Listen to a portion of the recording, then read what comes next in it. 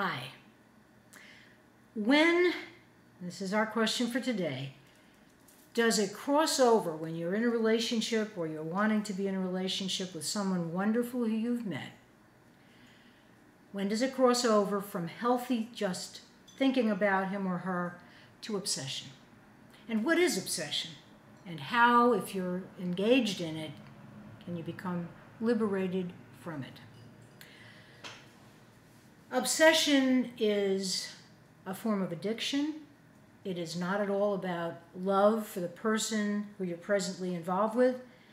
What it really is a survival reflex that's been triggered by that person's presence in your life, which often dates back to long before you ever met him or her, and has really very little to do with the present moment. When we obsess, it's like an endless loop tape. We go to the store, we're thinking about him. We are imagining what we could cook for him, or what we could buy for him, or what we could give to him, so that he continues to be enamored, so that his love for us deepens and ripens and endures. We can be with a dear friend, like my client was in the not too recent past, who had become involved with someone who she dearly felt connected to, and who apparently felt very much the same way. She'd be with a friend, and she was a caring, compassionate, loving person, and she couldn't think about what the friend was saying. She couldn't even hear the person because she was having these intrusive, endless loop tapes about him. Where was he? What was he doing? Who was he with? Could he possibly be meeting someone new? Could he be changing his mind about her? You hear where she was going with this. Fear-based, frightened child kind of thinking. Not at all in congruence or coexisting in unity with who this woman really is. In other areas of her life, she's a fine professional person who does wonderful work in the world. She has a beautiful relationship with her mother and father, her extended family, many friends, many different interests and hobbies. And she was losing herself. When she came to me and we started working on this, she said to me, I know that if I continue this behavior, he's going to feel it, if he doesn't already, and it'll pollute the beautiful love that's growing between us. Help me. How can I stop doing this? And we did several sessions, and she did discover, in fact, what was really causing this fear, because obsession is always and only about fear. Healthy, balanced thinking about someone we have feelings for is all about love. It's one thing for her, for example, to go into an ice cream shop and as she's ordering her own ice cream cone, think, I wonder what he would like if he were here with me, and maybe I'll invite him to come back with me sometime. Versus thinking, oh my God, where is he? What's he doing? Who's he meeting? Who's he with? Do I know this person? Is it a male? Is it a female?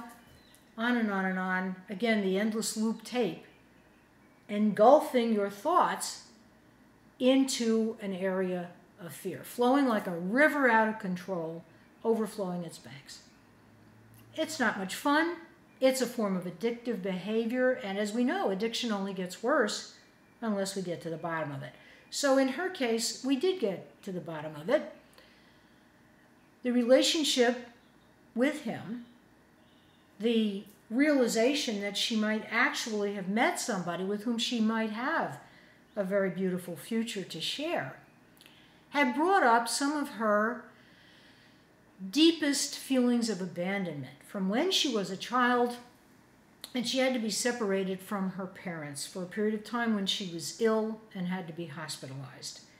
The hospital was a specialized one which was out of town, and her parents, who had several other children to raise at the time and out-of-the-home work to do to support everybody, could only come occasionally to see her. And she felt, even though the care she got at the hospital was wonderful and helped her to get better enough to come home, she felt going through it for those weeks and months when she was away, like she was abandoned.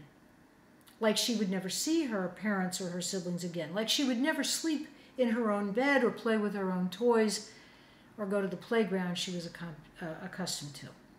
Once we got to that place and we isolated what age that happened to her in, when she was about, in this case, about 4 or 5, we realized, she realized, most importantly, that in fact it was a 4 or 5-year-old her, that divine inner child, that wounded, in her case at that point, inner child, who we helped to heal by reminding that child, that inner child which lives and breathes, moves and has its being in all of us, that in fact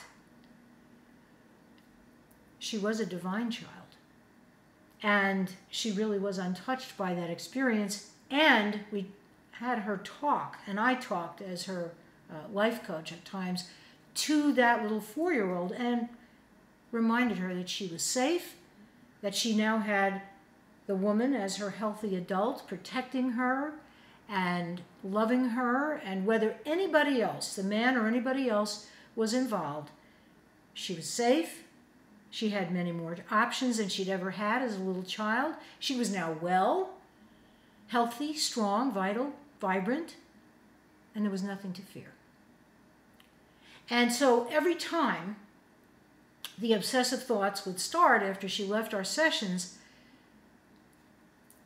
she learned new ways through working together with me to deal with that little child, and realized that it was the little child needing attention and nurturing and compassion and reassurance, and the obsession stopped.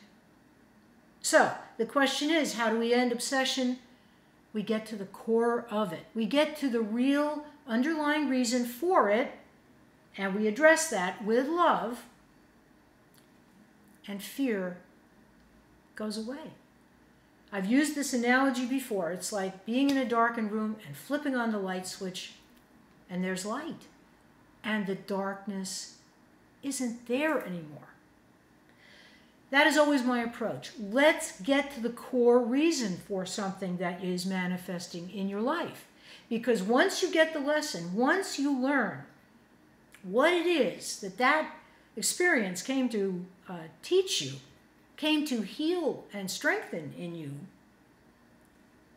you can get on with your life freely and balance, seriously grounded balance, happy balance, thriving kind of balance is reestablished in your life. And it's your birthright. So claim it now. Don't wait. We're only here for a while, you know. It's all just a visit, a beautiful, amazing visit. So let's live it with some major joy. My client's relationship, by the way, flourished after that because energetically she was now free to love him and receive love from him without that cloying, codependent flavor to it. I hope this has helped you, and I hope you'll take these 3 golden nuggets from today and use them if it feels right to you, and let me know how it goes. Golden nugget number 1. Accept whatever it is that's occurring in the moment, knowing that shifts can happen when you want them, when you ask for them, and when you intend them to be. Ask your angels. Involve the ascended masters. Whatever feels right to you, don't feel you have to do it alone. Golden nugget number 2 for today is ask yourself, as we did in the sessions with my client that I've described and so many other clients I've worked with who've had these obsession issues come up. Ask yourself, how old is that inner child inside who is being triggered by this relationship, this possibility for a love that perhaps you've wanted all your life? And once you decide, or once you get the guidance from within yourself, where all the answers do reside all the time, go back and speak to that child, however old that child might be. It might be a baby, it might be a teenage time, it might be in 1st grade when a boy rejected you. You'd be amazed how many times that has happened in so many people's lives, where a seemingly little thing when you were in the 2nd or 5th grade has created a message that needs to be expunged from your memory bank and your belief system, your BS, your belief system. It's amazing. And speak to that child the way that you would a child who's sitting in front of you crying and reaching out for help and asking for reassurance and a sense of nurturing, compassion, and safety. Because the more we can feed and love that inner child and let that child know that now there's a healthy adult who's making different choices, better choices, the more that your whole system can relax into believing that the universe is actually a friendly place. And when we know that, when we trust the universe more, life becomes ever so much smoother. And the next golden nugget is realize again that it's a process and that it will perhaps take you a little time. But the next time you start to, if you do, obsess, go into that endless loop tape kind of thinking, stop yourself and say, no, that was then, this is now. And talk to that inner child. Ask her or him, what do you need from me? How can I make you feel reassured and safe? How can I let you know that all is well? And then do it. It's really fairly simple. It's a process that once you get accustomed to using it, obsession will be, I believe, a thing of the past. And good riddance to it. Until next time, I'm Beverly Banov Brown, wishing you love and peace and harmony and balance to enjoy your life. Bye for now.